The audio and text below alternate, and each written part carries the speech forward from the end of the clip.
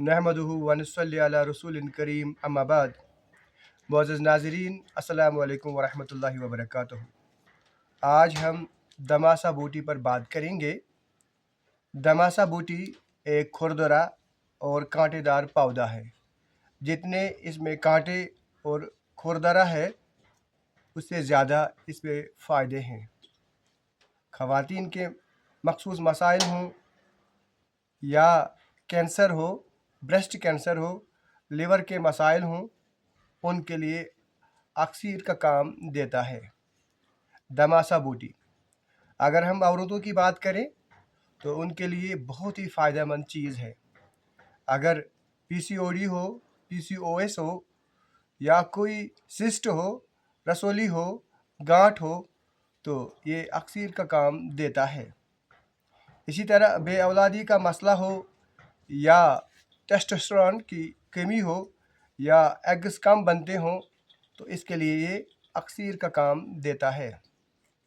दमासा बूटी लिवर के बेहतरी के लिए लिवर को ठीक रखता है। चाहे फैटी लिवर हो, लिवर में चर्बी हो या कांबल हो या और कोई इशू हो लिवर का, तो ये लिवर के लिए बहुत ही कारआमद चीज़ है।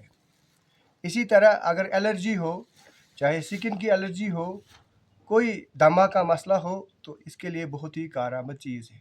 दमा हो, खांसी हो, बुखार हो, इसके लिए बहुत ही कारआमद चीज़ है। बुखार के लिए भी अक्सीर चीज़ है।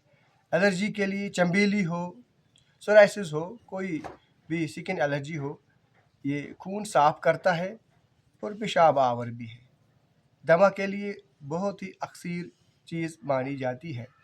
लिहाजा दमा हो या बुखार हो या लिवर का मसला हो, दिल व दिमाग को क़ुव्वत देता है, तक़वियत पहुँचाता है। दिमागी कमज़ोरी हो, दिल की कमज़ोरी हो, दिल का ज़्यादा धड़कना हो या घबराहट होना या एहतलाज क़ल्ब हो, तो उसके लिए अक्सीर का काम करता है दमा बूटी। लिहाजा दमा बूटी का सुबह शाम 5-5 ग्राम इस्तेमाल करें।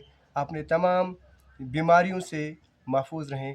रब्बना तक़ब्बल मिन्ना इन्नका अंतस समीउल अलीम।